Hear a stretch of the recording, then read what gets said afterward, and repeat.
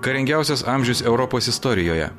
Pareikalavęs iki tol neregėtų aukų ir vertę sunerimti dėl europinės civilizacijos egzistavimo. Kodėl mums turi būti svarbus įvykiai, kurie Lietuvos gyventojams davė daugiau žalos negu gėrio? Juk Lietuva kaip valstybė nedalyvavo nei pirmajame pasaulinėme, nei antrajame pasaulinėme, nei šaltajame kare. Šį klausimą galima suformuluoti kitaip. Ar šie įvykiai turėjo įtakos Lietuvos istorijai bei jos žmonių likimui?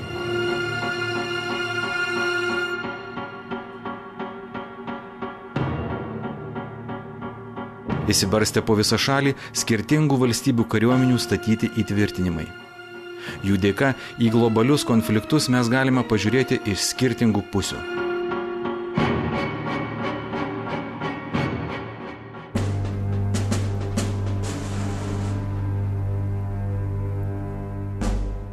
Pirmasis pasaulinis karas buvo ir pirmasis ginkluotas konfliktas, kai žmonijos naikinimui buvo pasitelktos naujausios technologijos ir mokslo pasiekimai.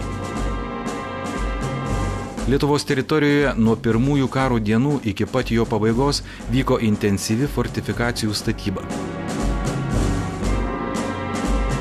Šiandien išlikusius objektus vadiname unikaliais XIX amžiaus pabaigos, XX amžiaus pradžios karo inžinerinės minties projektais. Praėjus šimtmečiui, vardinant tai, ką negrįžtamai praradome, galime džiaugtis, kad šis tas išliko.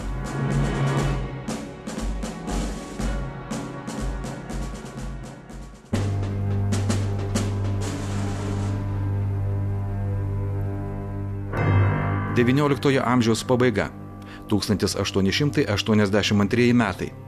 Rusijos caras laimina pirmosios klasės tvirtovės statybą Kaune, o po metų karo ministerijos komisija apsilanko Alytuje. Čia turi būti įrengta įtvirtinta pozicija, įsiliesinti į vakarinės sienos gynybos liniją. Dalis grandiozinio projekto pastatų ir šiandien naudojami pagal paskirtį. Jų šeimininkai kariškiai. Iš 4 fortų liko tik 2. Kauno tvirtovė. Pirmasis 7 fortų žiedas, 2 papildomi fortai ir 1912 metų patvirtinto plėtros plano įgyvendinimas. Miestą turėjo ginti naujais fortais aprūpinta tvirtovė. Iki pirmojo pasaulinio karo netoli Kumpės kaimo spėta užbaigti tik 9 fortą. Prie miesto artėjant vokiečiams, kitose antrosios gynybos linijos fortuose tebevyko statybos darbai. Nors jau buvo susivokta, kad ne vien tik storos betono sienos gali padėti grumti su priešu. Nedidelių įgulų ginami atramos punktai, glaudžiai susiję su artilerija ir kaimyninės gynybos ruožo įtvirtinimais. Gynybos linijose įrengtos nedidelės skirtingo atsparumo slėptuvės, pastatytos lauko, pusiau patvorios ir patvoriosios fortifikacijos metodais. Tokia fortifikacijos vystymo koncepcija buvo ištobulinta pirmojo pasaulinio karo metais ir praminta fortifikacijos dulkėmis, o vėliau peraugo į įtvirtintų rajonų fortifikaciją.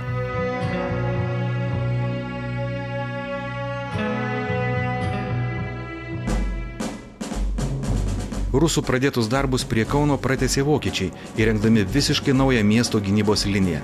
Tai viena iš stipriausių fortifikacinių gynybinių linijų visame rytų fronte. Šios sistemos esmė buvo itin didelė statinių koncentracija, integruotų į išplėtotą apkasų tinklą. Statyboms naudoti unifikuoti statinių tipai ir šarvuotos apsaugos elementai. Pastatams naudotas kokybiškas betonas, o pagrindinių sienų storis beveik 2 kartus viršijo 1916 metų vokiečių rekomendacijas.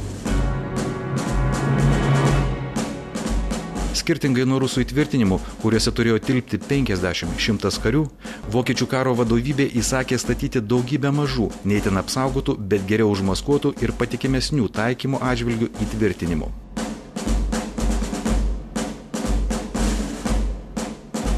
Už 200 km kitas objektas menantis 1916 metus.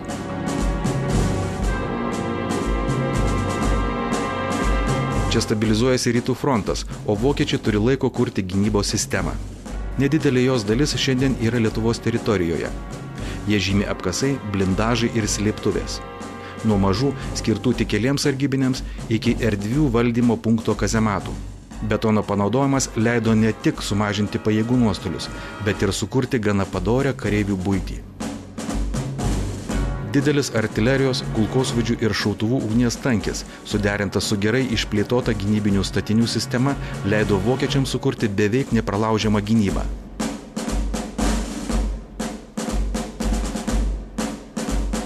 Vokiečių fortifikacijos mokykla galėjo dinamiškai ir efektyviai reaguoti į pasikeitusias kovos sąlygas.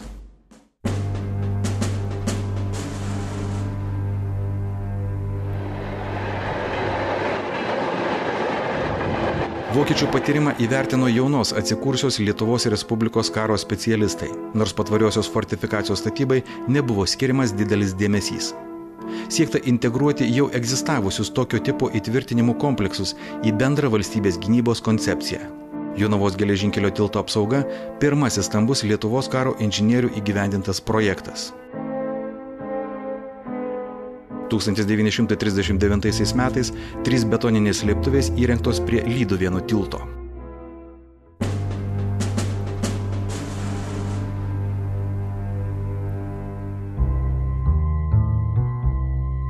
20-ojo amžiaus trečiajame dešimtmetyje dideli fortifikaciniai projektai buvo vykdomi Lenkų okupuotame Vilniuje.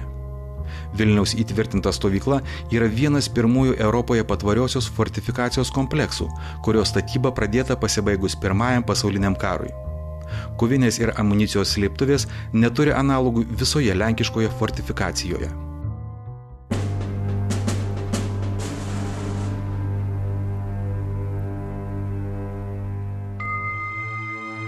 Kitoje Lietuvos pusėje, pajūryje, vokiečių okupuotoje dalyje 1939-aisiais budėjimą pradeda pakrantės ir priešlėktuvinės baterijos įgulos.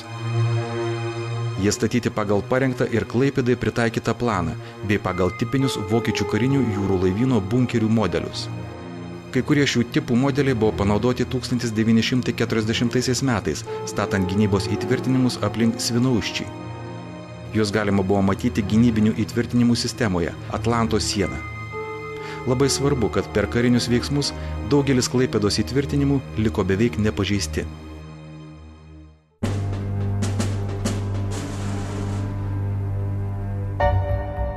1940–41 metai. Karo išvakarėse Lietuvos pasienyje vyksta neregėto masto statybos. Įtvirtintame rajone sovietų kariuomenė tikisi sustabdyti bet kokį sieną kirtusį priešą. Jei būtų įgyvendintas šis utopinis planas, tai didelė Lietuvos dalis būtų virtusi tyrais, su spygliuotomis vielomis, apkasais ir betoniniais statiniais. Ši vieta turėjo tapti analogų pasaulyje neturinčių karinių objektų. Naujosios sienos įtvirtinimai, vėliau gavę Molotovo linijos pavadinimą. 1941 metais prasidėjęs karas privertė nutraukti visus darbus. Pavienių statinių gynyba karo eigai jokios įtakos neturėjo. –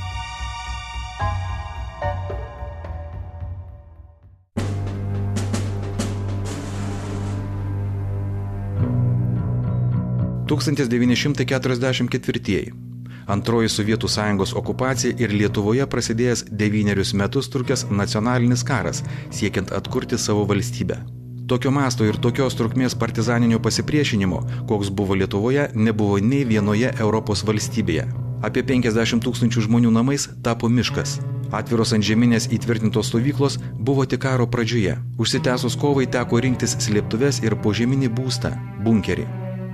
Bunkeriai įrengiami įvairiausiose vietose – klojimuose, daržinių pastogėse, upelių skardžiuose, po gyventojų bulvių rūsiais, miškuose po medžių šaknimis, gyvenamosiuose namuose po grindimis.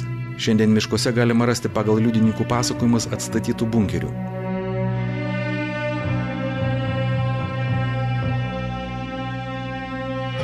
Dar daugiau yra vietų, žyminčių paskutinį kovotojų susidūrimą su priešu. –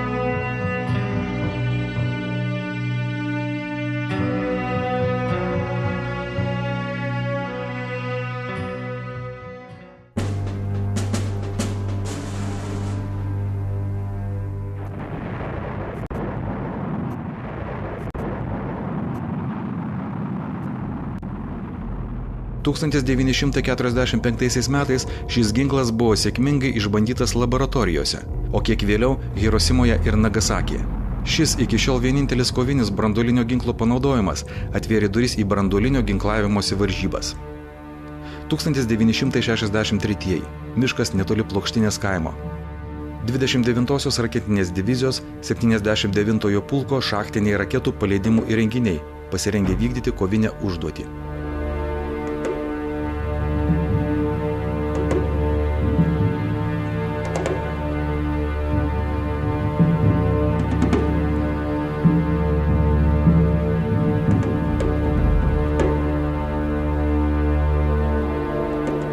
Tuo metu Pabaltijos Respublikų miškuose specialių angarų gilumoje jau slėpėsi vidutinio nuotolio balistinės raketos su megatoninės galios termobranduolinėmis galvutėmis.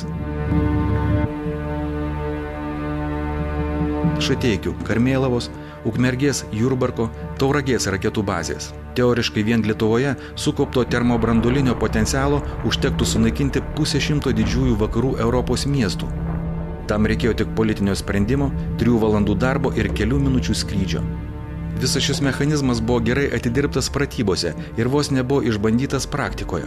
1962 Karibų krizės metu bei 1968 per Čekoslovakijos įvykius. Susiformavęs branduolinis paritetas leido išvengti šaltojo karo pavertimo karštuoju, o 1989–90 metais kritusi Berlyno siena užbaigė šį ilgametį globalų konfliktą.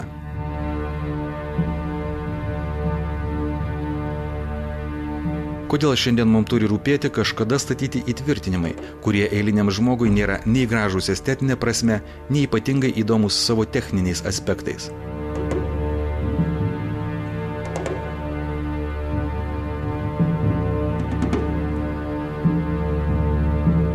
Bėgant laiku jie tampa ko gero vieninteliais čia minėtų garsių įvykių liudininkais.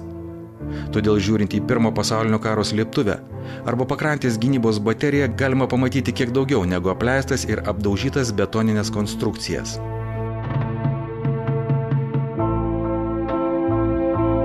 Baltijos jūra pro toli mačiau objektyvą. Aštrus raketinio kuro kvapas.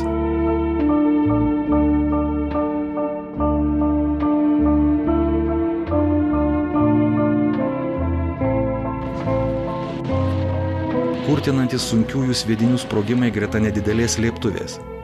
Senai pamiršti vaizdai, garsai ir jausmai.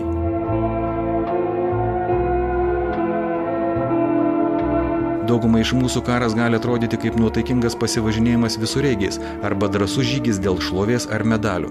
Tačiau tiesa yra visiškai kitokia ir Lietuvoje esantis karų palikimas leidžia tai suprasti.